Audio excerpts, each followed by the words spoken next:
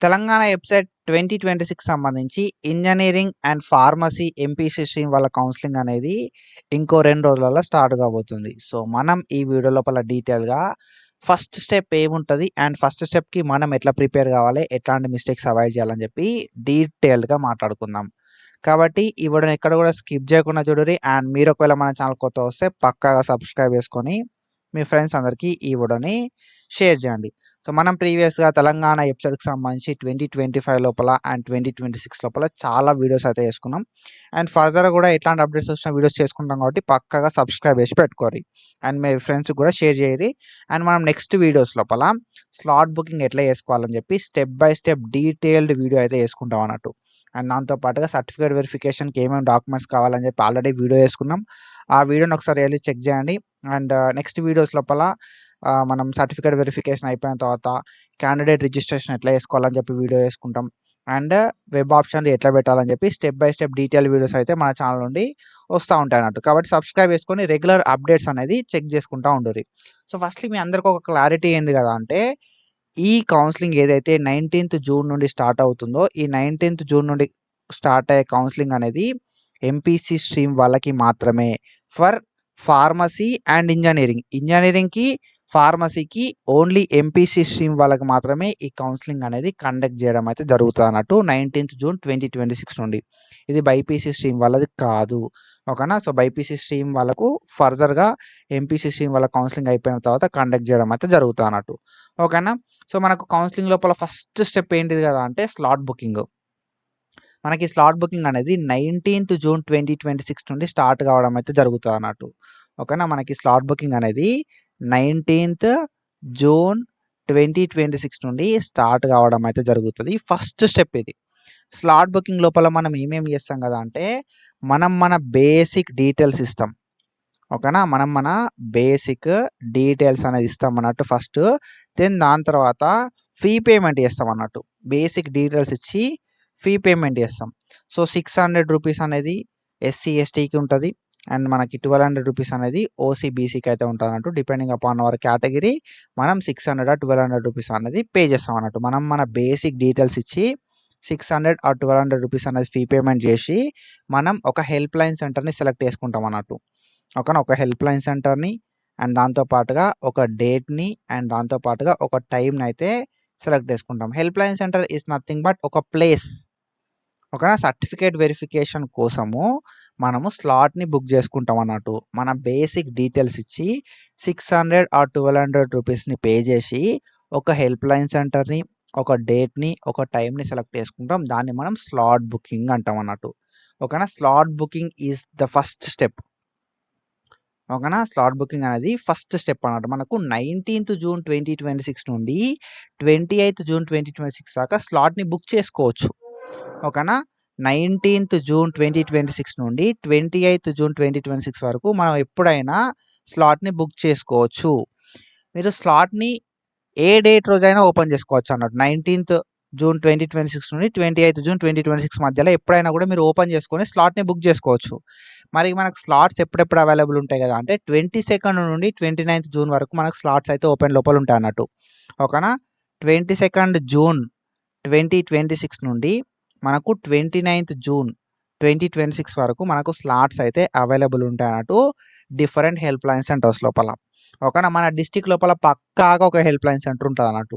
So, మనం ఏం చేయాల్సి ఉంటది అంటే మన బేసిక్ డీటెయిల్స్ ఇచ్చి ఫీ పేమెంట్ చేసి మనకు దగ్గర లోపల హెల్ప్ లైన్ సెంటర్ ఏదైతే ఉంటదో ఆ హెల్ప్ లైన్ సెంటర్‌ని మనకు కన్వీనియంట్ ఉన్న డేట్ లోపల సెలెక్ట్ చేసుకొని, కన్వీనియంట్ ఉన్న టైం లోపల సెలెక్ట్ చేసుకోవాల్సి ఉంటదన్నట్టు. ఓకేనా. సో, మీది హైదరాబాద్ అయితే మీది హైదరాబాద్ లోపల ఉన్న ఒక హెల్ప్ లైన్ సెంటర్‌ని మీకు కన్వీనియంట్ ఉన్న డేట్ లోపల సెలెక్ట్ చేసుకోవాలి. సో, చాలామంది ఏం చేస్తారు కదా అంటే స్లాట్స్ ఓపెన్ అవ్వడంతోటే ఎళ్లి బుక్ చేసుకుంటారన్నట్టు. సో, మీ దగ్గర సర్టిఫికేట్‌లు ఉన్నాయా ఫస్ట్? స్లాట్ బుకింగ్ ఎందుకు చేసుకుంటాం మనం? సర్టిఫికేట్ వెరిఫికేషన్ కోసం చేసుకుంటాం. ఓకేనా. ఈ సర్టిఫికేట్స్ ఫస్ట్ మీ దగ్గర ఉన్నాయా అనేది మెయిన్. మీ దగ్గర సర్టిఫికేట్స్ ఉన్నప్పుడు మాత్రమే స్లాట్‌ని బుక్ చేసుకొని సర్టిఫికేట్ వెరిఫికేషన్‌కి అటెండ్ అవ్వండి. సో, ఫస్ట్ థింగ్ ఏంది కదా మీరు చేయాల్సిందంటే స్లాట్ బుకింగ్ చేసుకున్న తర్వాత సర్టిఫికేట్ వెరిఫికేషన్‌కి అటెండ్ అవ్వాల్సి ఉంటది. కాబట్టి మీ దగ్గర సర్టిఫికేట్స్ అన్నీ ఉన్నప్పుడు మాత్రమే మీరైతే స్లాట్‌ని బుక్ జేసుకోవాల్సి ఉంటది. చాలామంది చేసే మిస్టేక్ ఏందంటే సర్టిఫికేట్స్ లేకపోయినా కూడా స్లాట్‌ని బుక్ జేసుకుంట్రు. సో, అట్లా బుక్ జేసుకొని ఎళ్ళడం వల్ల ఏంది కదంటే ఇన్‌కమ్ సర్టిఫికేట్ లేకపోవడం వల్ల రిజర్వేషన్ రాదు.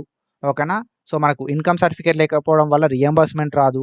అండ్ దాంతో పాటుగా క్యాస్ట్ సర్టిఫికేట్ లేకపోవడం వల్ల రిజర్వేషన్ రాదు. అండ్ ప్రాపర్‌గా డాక్యుమెంట్స్ లేకపోవడం వల్ల మనకేంది కదా అంటే సర్టిఫికేట్ వెరిఫికేషన్ అనేది కంప్లీట్ కాదన్నట్టు. ఓకేనా? సో, కొంతమంది పీహెచ్ వాళ్ళుంటరు. లేకపోతే కొంతమంది సీఏపీ వాళ్ళుంటరు. కొంతమంది ఎన్‌సీసీ వాళ్ళుంటరు. వీళ్ళేంది కదా అంటే సర్టిఫికేట్‌లన్నీ ప్రాపర్‌గా ప్రొవైడ్ జేయాలె.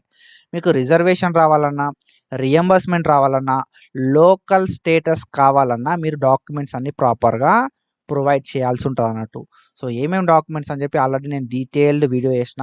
సో, మీద ఐ బటన్స్ లోపల అండ్ ఈ వీడియో అయిపోయిన తర్వాత కూడా వస్తది ఆ వీడియో. ఒకసారి ఎళ్లి చెక్ జేయుర్రి. సో, సింపుల్ ఏంది కదా అంటే మన ఎస్ఎస్‌సి మెమో, ఇంటర్మీడియేట్ మెమో ఓకేనా? So, SSC memo, intermediate memo and దాంతో పాటుగా మన లాస్ట్ 7 ఇయర్స్‌కి సంబంధించిన బోనఫైడ్స్, క్యాస్ట్ ఓకేనా? దాంతో పాటుగా ఇన్‌కమ్, ఒకవేళ మైనారిటీ అయితే మైనారిటీ సర్టిఫికేట్స్, క్యాస్ట్ అనేది సో, మనకు కొంచెం లేటెస్ట్ ఉండేలాగా చూసుకోరి. ఎప్పటిదైనా ఏం కాదా బ్రో అంటే ఎప్పటిదైనా ఏం కాదు గానీ ఎవరైతే ఎస్సీ వాళ్ళుంటారో వాళ్ళకు కేటగరీ 1, కేటగరీ 2, కేటగరీ 3 అయింది కదా! సో, అది కొంచెం కొత్తది తీసుకోవడానికి ట్రై చేయిర్రి. ఇన్‌కమ్ సర్టిఫికేట్ విషయానికొస్తే 2026 ఇన్‌కమ్ ఉండాలె. మైనారిటీ సర్టిఫికేట్ కూడా కొత్తది ఉండాల్సుంటది. అండ్ మనకు ఈడబ్ల్యూఎస్ సర్టిఫికేట్ ఉంటది ఓసీ వాళ్ళకి. ఈడబ్ల్యూఎస్ కూడా కొత్తది ఉండాల్సుంటదన్నట్టు. అండ్ దాంతో పాటుగా ఏందంటే మనకు ఆధార్ కార్డ్ అనేది కావాల్సుంటది. ఓకేనా? అండ్ దాంతో పాటుగా మనకి టీసీ ఓకేనా? ఇంటర్మీడియేట్‌కి సంబంధించిన టీసీ కావాల్సుంటది. అండ్ దాంతో పాటుగా ఒకవేళ నాన్ లోకల్ వాళ్ళైతే రెసిడెన్స్ సర్టిఫికేట్ అనేది పక్కాగా అడుగుతారన్నట్టు. ఓకేనా? ఈ డాక్యుమెంట్స్ అనేది కావాల్సుంటది. ఈ డాక్యుమెంట్స్‌తో పాటుగా మనకి ఒకవేళ పీహెచ్, ఎన్‌సీసీ, సీఏపీ వాళ్ళుంటే వాళ్ళకి సంబంధించిన డాక్యుమెంట్స్ కూడా స్పెషల్ రిజర్వేషన్ కోసము సబ్మిట్ చేయాల్సుంటదన్నట్టు.